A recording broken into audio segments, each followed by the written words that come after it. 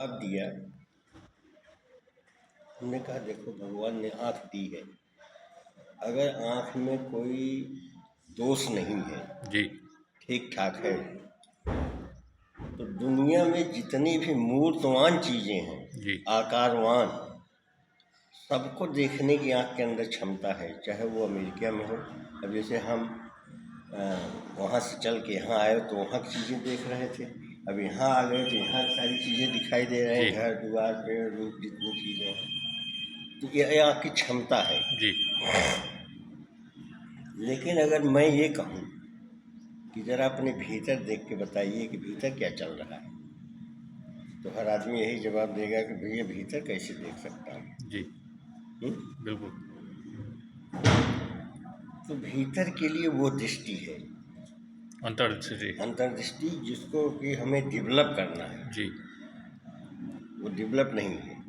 जिस दिन वो डेवलप हो जाएगी उस दिन आप अपने अंदर भी देख सकते हो और कण कण में ब्रह्म को भी देख सकते हो। तो वो जो दृष्टि है उसको कैसे डेवलप कर सकते हैं, मतलब कि अध्ययन के द्वारा या कुछ आचार विचार के अध्ययन या द्वारा? उसका जो है एक साधना है, एक क्रिया है, उसके माध्यम से होता है। क्रिया के द्वारा, क्रिया के माध्यम से मतलब क्रिया योग के थ्रू हाँ, क्रिया योग के माध्यम से होता है।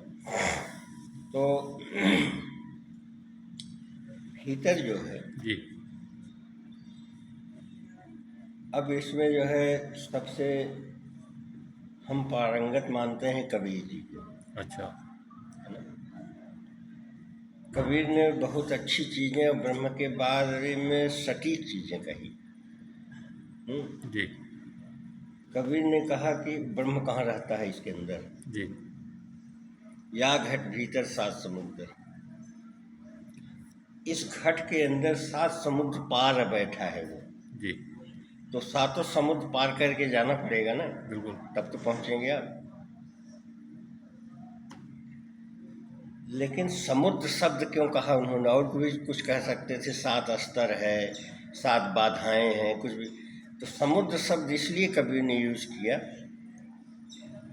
कि समुद्र जैसी कठिनाइयां हैं उसको पार करने में,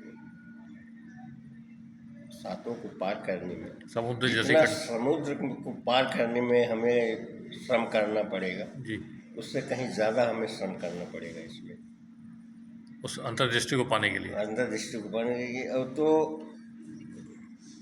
अब एक सज्जन कहे कि सर वो क्या, सातों क्या है? हमने कहा भाई कागज कलम निकालो, लिख लो, शायद ही कहीं मिलेगा। जी कोई शास्त्र नहीं कहता, कबीर तो कह दिए। जी शास्त्र जो है बताता भी है तो कहीं 4 लिखा है, कहीं 5 लिखा है, कहीं 3 लिखा है। जी 7 का वर्णन बहुत रेयर में कहीं होगा भाई, हमें तो नहीं मिला अभी तक। तो हमने उनको बताया, हम कहे देखो स्थूल सूक्ष्म कारण मनस आत्म ब्रह्म निर्वाण, ये 7 समुद्र हैं। सूक्ष्म स्थूल स्थूल, हाँ जी, ये जो दिखाई हाँ दे जो रहा दिखाई दे रहा है है, स्थूल, इसके अंदर सूक्ष्म है, सूक्ष्म कारण है, कारण, मनस, मनस, आत्म ब्रह्म निर्वाण, आत्म ब्रह्म निर्वाण। निर्वाण। जी रजनीश के इसको 7 शरीर शब्द दिए। अच्छा। हमने रजनीश का भी अध्ययन किया है, हालांकि जी उनकी बहुत आलोचनाएं हुई हैं, जी जी लेकिन दूर से आलोचनाएं होती हैं। जी पर्दा उठा के देखो क्या कहना चाहता है।